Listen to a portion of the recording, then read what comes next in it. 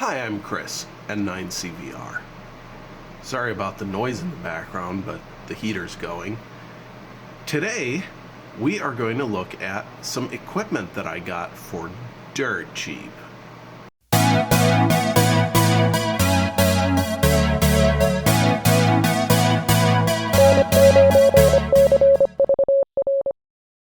Alright, so here we are.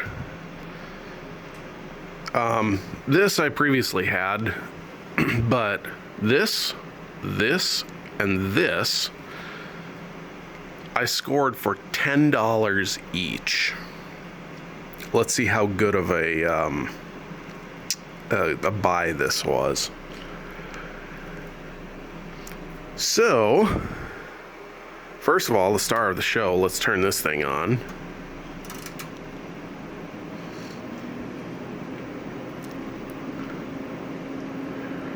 This likes to error out when I first started. If I go diode test and then turn it back to DC volts, then it's happy.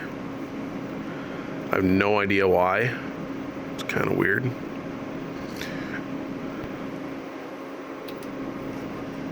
Let's turn that guy on.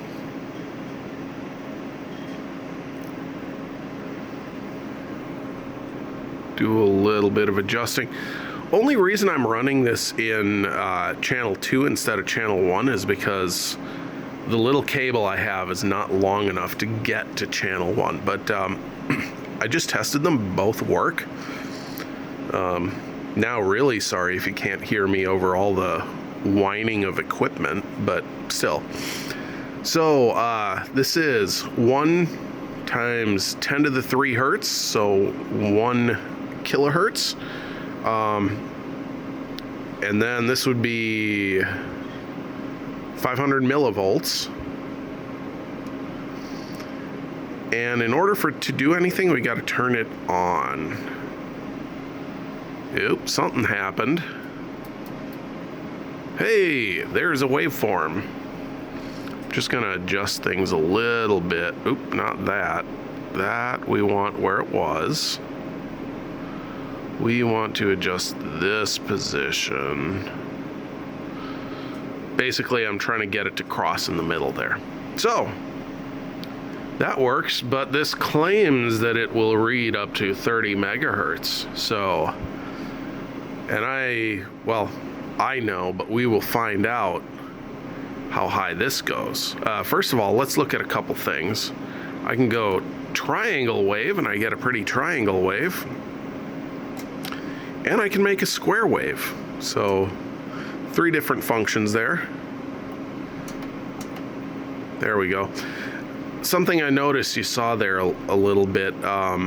If you switch from here to, from square to sine, occasionally it sticks and just shuts the whole thing off. It kind of almost seems like it's sticky buttons down here. But anyway, let's try punching some numbers in. So let's go 1 e to the 4. Why not? Enter. And sure enough, here we got a little more of a wave. Now this is a very manual scope, so you see it's not very focused. That means I need to focus it. And sure enough, actually it likes to do things in terms of 10 to the 3rd here, so it just says no, that's actually 10e3. Let's try 1 e to the 5, enter. Sure enough, there it is. How about 1 e to the 6, enter. Getting hard to see, but there it is. It's still reading it. How about 10 e to the 6?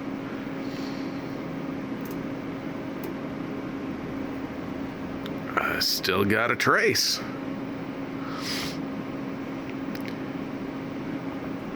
I just realized here it says how high it goes, 20 megahertz. So let's try that. 20 e to the 6. Enter. it did it, and that's kind of what we're looking at. What do you think happens? Let's try this. If I put 21 e to the 6, enter. Oh, it flashes an error at me. Okay, so then you go clear. And then let's turn this off. Sure enough, it turned it off. So, kind of a cool thing there. How about these guys? Let's try this power supply out. So let's make sure it's all off. It is. Let's turn it on.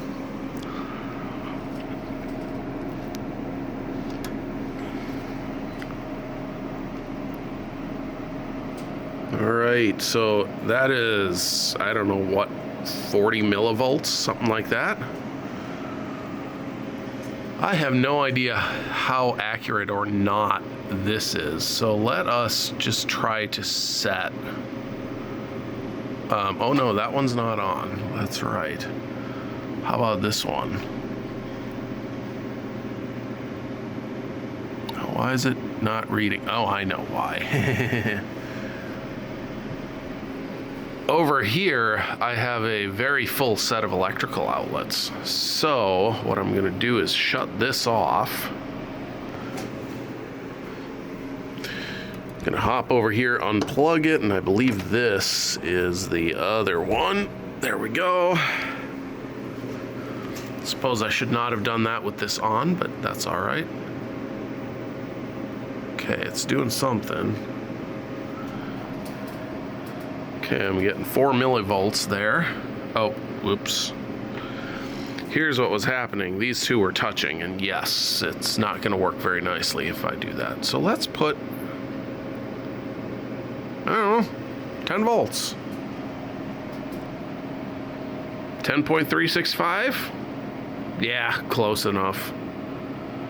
I call that close enough. Let's see, let's just check this. I don't know why it doesn't want to focus for you, but that says 1000 volts peak. There we go. That's a little better of a focus. So let's find out. Famous last words. My camera is not very happy about focusing today. There we go. I'm gonna go to 20 volts. 20.86? Sure, I'll take that. 30 volts. 30.63.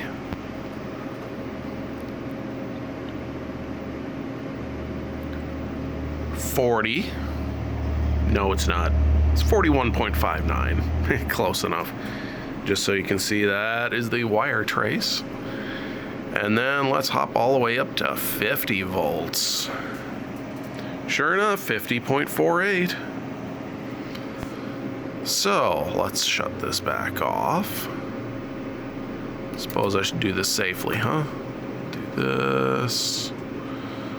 We'll do this. It seems like a little bit wobbly of a pin, so I may have to play with that. But let's try this. 0 volts? No, it's actually minus 10 millivolts. Okay, well, you know. Now let's see if I can do this without blocking the view for you, but let's go up to, oh, I don't know, 10 volts. 10.1. Let's make things interesting. Let's go to 25-ish. Sure enough, 25. And let's just go for home here. That was actually pretty amazing. I'm not that good.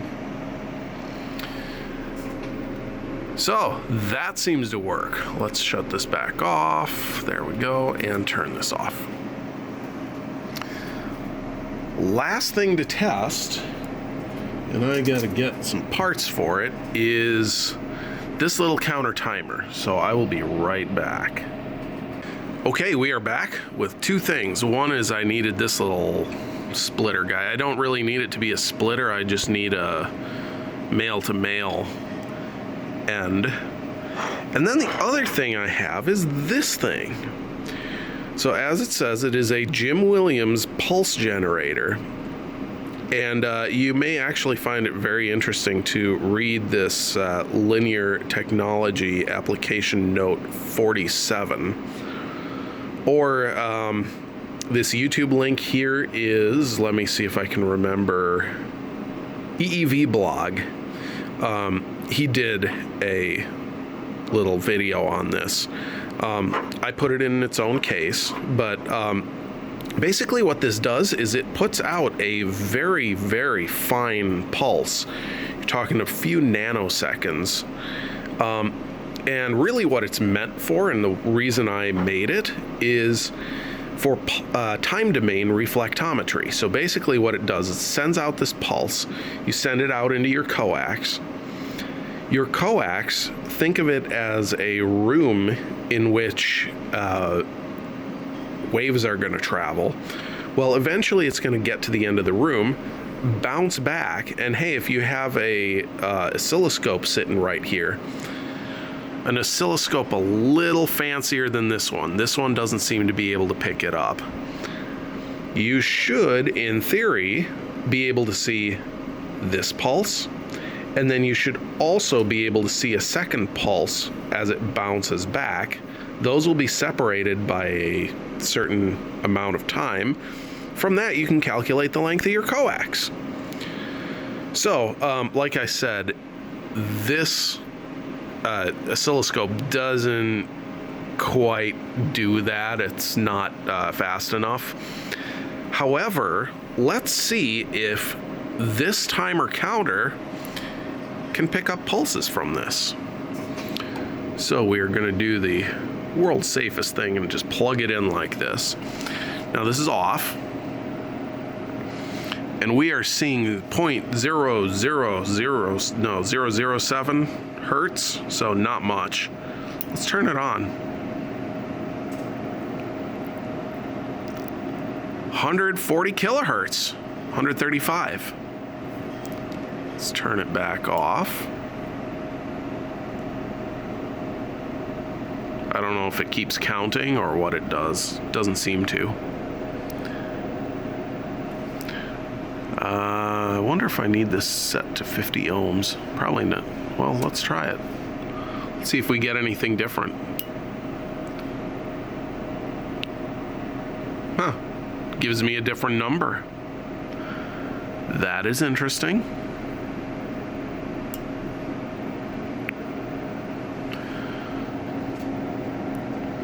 So it looks like I can set all sorts of levels and things like that. This is going to be really interesting to play with.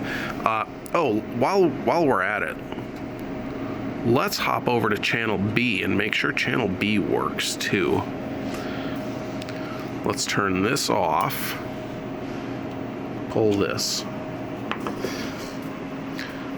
But anyway, talk about some cool little pieces of equipment. I'm pretty excited that this thing will go all the way up to 20 megahertz. This is a little less scope than I would have hoped for. But, you know. And I got a nice little DC power supply out of it. So, really cool. Couple other things I got. There is a solder station.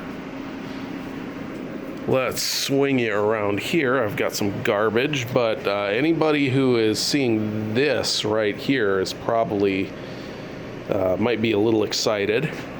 Let's take a look at the front of that. Nice. Here's the problem. I don't have a power supply for this, so I will have to be making one. What else did I get? Oh, I got a little metal briefcase. So anyway, hope you liked the video. Any comments, feel free to share. If you like this kind of stuff, hit the subscribe button. If you do that, also make sure to hit the notification bell, otherwise they don't tell you that I'm uploading for whatever reason. And then we'll see you on the next video. 73.